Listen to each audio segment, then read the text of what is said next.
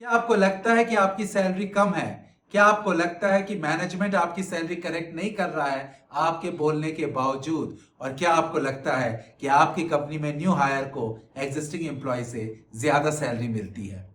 तो कुछ एग्जाम्पल्स मैं अपने करियर से और कुछ हजारों प्रोफेशनल्स को देख करके इस वीडियो में मैं कवर कर रहा हूं कि अगर आप अंडरपेड हैं तो आपको क्या करना चाहिए। सबसे पहला सवाल, आपको कैसे पता कि आप अंडरपेड हैं? इसका सीधा आंसर है कि आपने किसी अपने कोवर्कर के सैलरी के साथ कंपैरिजन किया होगा और आप इस निष्कर्ष पे पहुंचे होंगे कि आपकी सैलरी कम है।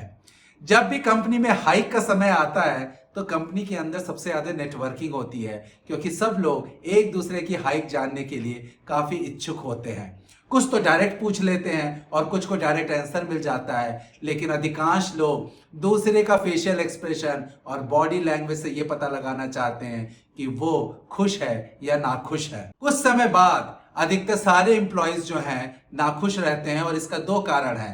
पहला, या तो उनकी सैलरी हाइक उनके एक्सपेक्टेशन से कम है, या फिर उनको अपने किसी कोवर्कर की सैलरी हाइक के बारे में पता चला है और उनको लगता है कि उस कोवर्कर की कंट्रीब्यूशन आपसे ज्यादा नहीं है, तो जिसके कारण आपका मैनेजर जो है फेवरेटिज्म कर रहा है या फिर बायस है। तो सबसे पहले गलती प्रोफेशनल्स ये करते हैं कि वो एक गुस्से में आ जाते हैं, दुखी हो जाते हैं और उस फीलिंग के साथ वो मैनेजर के पास जाते हैं और उनको वो एम्प्लॉय का नाम लेकर के बताते हैं कि इस एम्प्लॉय को ज्यादा मिला है और मुझे कम मिला है। This is a big no. मुट्ठी भरी कंपनियां होंगी जहां वो इनकरेज करते हैं कि आप दूसरे एम्प्लॉय का सैलरी डेटा लेकर के बताएं, लेकिन 99.9% कंपनीज में ये एनकरेजमेंट नहीं होता है। तो अगर आपको अपने सैलरी करेक्शन के बारे में बात करना है तो आपको डायरेक्टली किसी एम्प्लॉय का नाम लेकर के नहीं बोलना है। तो अब आप क्वेश्चन ये पूछिएगा कि राउंड अबाउट वे में किस तरह से हमें सैलरी करेक्शन पूछना चाहिए। तो जब मैं 8th ईयर ऑफ अपने करियर में था और कुछ ही समय पहले यूएसए पहुंचा था, तब मुझे लगा कि मैं अंडरपेड हूं।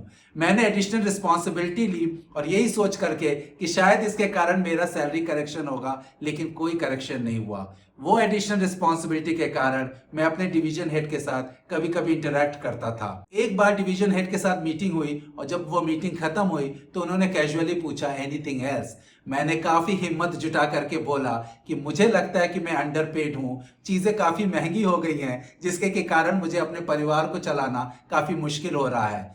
वो मुस्कुराए और बोले ये गलत अप्रोच है। फिर उन्होंने कहा कि जब भी सैलरी करेक्शन के बारे में बात करो तो बताओ कि तुम क्या क्या रिस्पॉन्सिबिलिटीज कैरी कर रहे हो, तुम्हारा कंट्रीब्यूशंस क्या है और तुम्हारी जो सैलरी है वो तुम्हारे कंट्रीब्यूशन को रिफ्लेक्ट करनी चाहिए।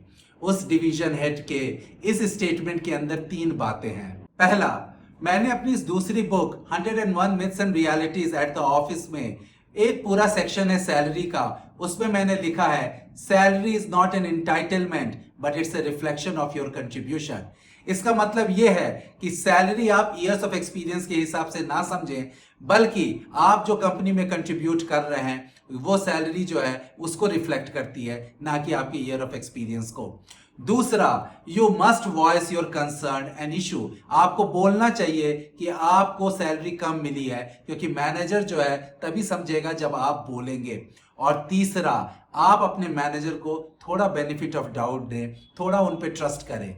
डेल कार्नेज ने कहा है, when we interact with other people then treat people as a creature of emotion and not as a creature of logic, fact and data। हम लोगों को जब भी किसी से इंटरेक्ट करना हो तो वो इंटरेक्शन अधिकतर इमोशन बेस होता है, ना कि लॉजिक, डेटा और फैक्ट के बेस पे होता है। तो इसीलिए जब आप एजिटेटेड और एंग्री होकर के जाते हैं तब आपका बॉडी लैंग्वेज जो है वो निगेटिव शो करता है, जिसके के कारण बहुत बार आपका और आपके मैनेजर के बीच का कन्वर्सेशन अच्छा नहीं जाता है। तो आप पॉजिटिव मूड में जाएं और अपने मैनेजर को बताएं कि आपकी सैलरी कम है। बहुत बार प्रोफेशनल्स ये बोलते हैं कि मैनेजर से बात करने का कोई फायदा नहीं होगा, क्योंकि वो कन्विंस करना चाहेंगे कि तुम्हारी सैलरी एकदम सही है, और या फिर बोलेंगे अच्छा देखते हैं, और फिर वो कभी देखते नहीं हैं। तो इस सवाल का जवाब देने से पहले मैं आपको बताता हूं कि सैलरी कैसे डिसाइड होती है। इसके 5 कंपोनेंट है। पहला, इंडस्ट्री सैलरी सर्वे।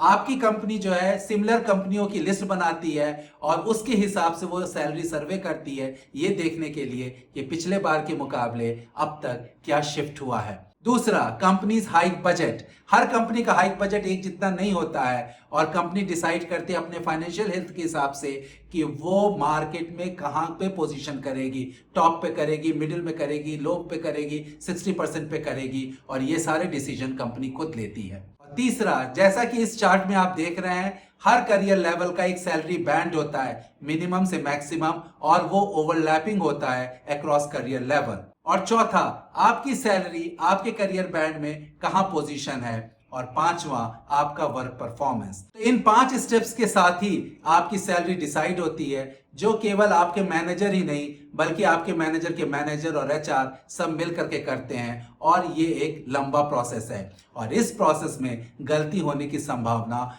नहीं के बराबर होती है, और इसलिए अधिकतर लोग बोलने के बावजूद भी उनका सैलरी करेक्ट नहीं होता है।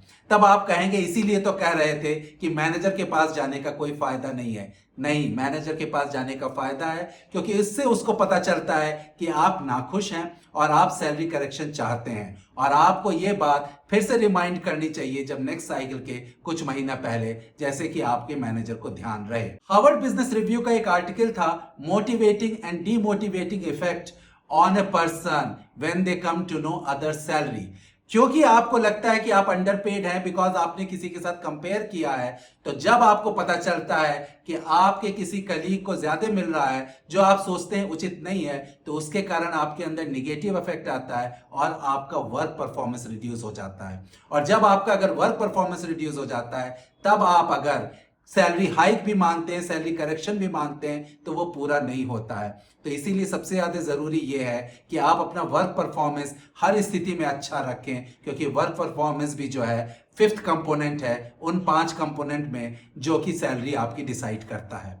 तब आप ये क्वेश्चन पूछेंगे कि जिसका हाई परफॉर्मेंस होता है क्या उसको हायर रेज मिलता है? Yes and no.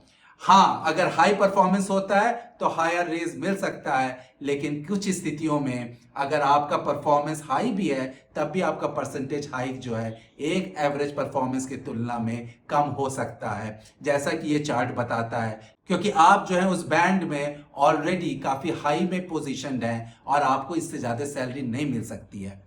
फिर आपका क्वेश्चन आता होगा कि क्या ये सैलरी बैंड चेंज होता है? यस, सैलरी बैंड चेंज होता है। अगर आपकी कंपनी का जो हाइक का बजट है वो बजट डिटरमाइन करता है कि इसी बैंड में वो सब हाइक एकोमोडेट हो सकती है, या फिर इंडस्ट्री के हिसाब से इस बैंड को चेंज करना चाहिए कि नहीं चाहिए। फिर आपका क्वेश्चन आता है कि न्यू हायर को एग्जिस्टिंग एम्प्लॉय से ज्यादा सैलरी क्यों मिलती है? इसके 2 रीजन है। पहला, in order to attract new hire normally company gives higher salary. वो जो सैलरी बैंड है उसमें काफी हाई में उसको पोजीशन करते हैं, प्रोवाइडेड जो न्यू हायर की एग्जिस्टिंग सैलरी अपनी कंपनी में ही काफी ज्यादा हो।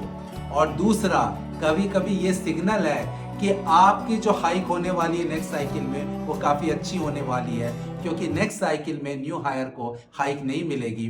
तो अगर वो न्यू हायर को अभी से ज्यादा सैलरी दे दे एचआर, तो वो न्यू हायर अट्रैक्ट हो जाएगा और बाद में आप सब लोगों का करेक्शन होगा। तो प्रोफेशनल्स, आपको अब तक अपने सारे सवालों का जवाब मिल गया होगा, और इसके बावजूद अगर आपको जॉब चेंज करनी है तो आप करें, लेकिन एक चीज का ध्यान रखें, जब भी आप जॉब चेंज करें तो कंपनसेशन का कंपैरिजन करें, ना कि सैलरी से सैलरी का, क्योंकि सैलरी कंपनसेशन का एक पार्ट है। Salary, stock option, bonus, leave encashment, life insurance, medical insurance और बहुत तरह की जो बेनिफिट्स होती हैं वो सब मिलाकर के कंपनसेशन बनता है। तो आपको पूरा का पूरा कंपनसेशन एक कंपनी का दूसरे कंपनी से कंपेयर करना चाहिए, और आपको 2 चीजों का ध्यान रखना चाहिए। तो पहला, अगर आप हायर कंपनसेशन से जा रहे हैं तो न्यू मैनेजर के ऊपर आपके लिए हायर एक्सपेक्टेशन होगी।